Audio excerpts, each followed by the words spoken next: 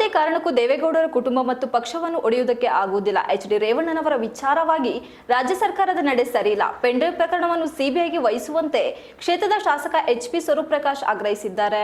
ಭೇಟಿ ಮಾಡ್ಲಿಕ್ಕೆ ಹೋಗಿದ್ದೆ. ನಾನು ಊರಿರ್ಲಿಲ್ಲ, ಒಂದು ವಾರ ಬಂದಾಗ ಭೇಟಿ ಮಾಡಕ್ ಹೋಗಿದ್ದೆ. ನನಗೆ ಪೊಲೀಸ್ ಅಧಿಕಾರಿಗಳು ನನಗೆ ಅವಕಾಶ ಕೊಡ್ಲಿಲ್ಲ ಜೈಲಲ್ಲಿ. ಆದ್ರೆ ಸನ್ಮಾನ್ಯ ದೇವೇಗೌಡರು ಮತ್ತು ಕುಮಾರಣ್ಣವರು ಮಾಧ್ಯಮದೊಂದಿಗೆ ಮಾತನಾಡಿ, ಪೆಂಡ್ರೈವ್ ವಿಚಾರವಾಗಿ ನಮ್ಮ ರೇವಣ್ಣ ಅವರನ್ನು ಜೈಲಿಗೆ ಹಾಕಿದ್ದು ಎಲ್ಲೋ ಒಂದು ಕಡೆ ಪ್ರಜಾಪ್ರಭುತ್ವದಲ್ಲಿ ಒಂದೇ ದಿನ ದೂರು ದಾಖಲಿಸಿ ಜೈಲಿಗೆ ಕಳಿಸಿರುವುದು ನಮಗೆಲ್ಲ ಬೇಸರದ ಸಂಗತಿ. ರಾಜ್ಯ ಸರ್ಕಾರವು ಶೀಘ್ರದಲ್ಲಿಯೇ ಪ್ರಕರಣವನ್ನು ಹೊರತೆಗೆಯಬೇಕೆಂದು ಮನವಿ ಮಾಡುತ್ತೇವೆ. ನಾನು 4 ದಿವಸ ಹೊರಗೆ ಹೋಗಿರುವುದಕ್ಕೆ ಈಗಾಗಲೇ ಅಪಹರಣವಾಗಿದ್ದ ಮಹಿಳೆ ಹೇಳಿಕೆ ನೀಡಿದ್ದು ಎಲ್ಲೋ ಒಂದು ಕಡೆ ಸತ್ಯತೆಗೆ ಜಯ ಸಿಗಲಿ ಎಂಬುದು ನನ್ನ ಭಾವನೆ ಎಂದರು.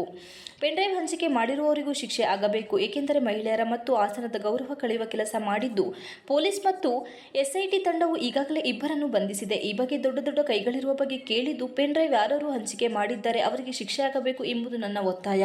ಈ ವಿಚಾರದಲ್ಲಿ ಯಾರ ಸಂಪರ್ಕದಲ್ಲಿಯೂ ಇಲ್ಲ. ನಾನು ಮಾಧ್ಯಮದಲ್ಲಿ ನೋಡಿದ್ದು ಮಾಜಿ ಶಾಸಕ ಆಪ್ತ ಇಬ್ಬರು ಎಂದು ಮಾಧ್ಯಮದಲ್ಲಿ ನೋಡಿದ್ದು. ಪೆನ್ಡ್ರೈವ್ ಈ ವಿಚಾರದಲ್ಲಿಯೇ ಹಂಚಿಕೆ ಮಾಡಿದ್ದರು. ಅವರನ್ನು ಕೂಡಲೇ ಬಂಧನ ಮಾಡಿ ಕಾನೂನು ಪ್ರಕಾರ ಶಿಕ್ಷೆ ಒಳಪಡಿಸಬೇಕು.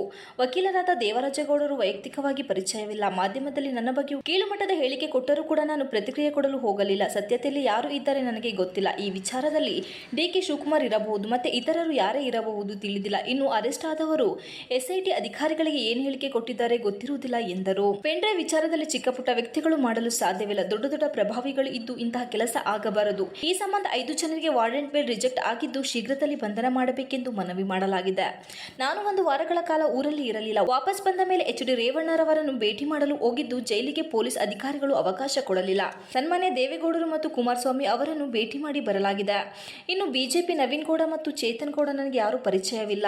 ಎ ಮಂಜುಗೆ ಕೊಟ್ಟಿರುವುದಾಗಿ ಮಾಧ್ಯಮದಲ್ಲಿ ನೋಡಿದ್ದು ಅದೆಷ್ಟು ಸತ್ಯ ಸುಳ್ಳು ಎಂಬುದು ಗೊತ್ತಿಲ್ಲ. ರಾಜ್ಯ ಸರ್ಕಾರವು ದೇವೇಗೌಡರ ಕುಟುಂಬ ಹೊಡೆಯುವುದಕ್ಕೆ ರೇವಣ್ಣ ಅವರನ್ನು ಕಿಡ್ನಾಪ್ ಕೇಸಿನಲ್ಲಿ ಶಿಕ್ಷಿಸಿರುವುದು ಬಹಳ ತಪ್ಪು. ರೇವಣ್ಣನವರ ಮನಸ್ಸು ಮಗುವಿನ ತರ ಮನಸ್ಸು.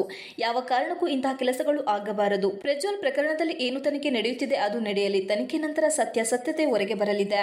ರೇವಣ್ಣ ವಿಚಾರವಾಗಿ ಸರ್ಕಾರ ನಡೆದುಕೊಂಡಿರುವುದು ಸರಿಯಲ್ಲ. ಇದು ಹಾಸನ ಜಿಲ್ಲೆಗೆ ಕಳಂಕ. ಯಾರು ಕೂಡ ಇಂತಹ ಕೀಳುಮಟ್ಟದ ರಾಜಕಾರಣ ಮಾಡಬಾರದು. ಕೂಡಲೇ ಸಿಬಿಐಗೆ ವಹಿಸುವಂತೆ ಮನವಿ ಮಾಡಿ ವಾಗ್ದಾಳಿ ನಡೆಸಿದರು. ದಾಖಲೆ ಮಾಡಿ ಅವ್ರನ್ನ ಅರೆಸ್ಟ್ ಮಾಡಬೇಕು, ಬಹಳ ಬೇಸರದ ಸಂಗತಿ. ಕೂಡಲೇ ಇವತ್ತು ಅವರ ಒಂದು ಕೋರ್ಟಲ್ಲಿ ಕೂಡ ಬೇಲ್ನ ಒಂದು ಇದೆ. ಇವತ್ತು ಖಂಡಿತವಾಗ್ಲೂ ಬೇಲ್ ಸಿಗುತ್ತೆ ಅಂತ ನಮ್ಗೆ ಒಂದು ಕಡೆ ಮನಸ್ಸಿನ ಭಾವನೆ. ಒಂದು ಕಡೆ ಹೊಡೆಯುವಂಥ ಕೆಲಸನ ಮಾಡ್ತಾ ಇದ್ದಾರೆ.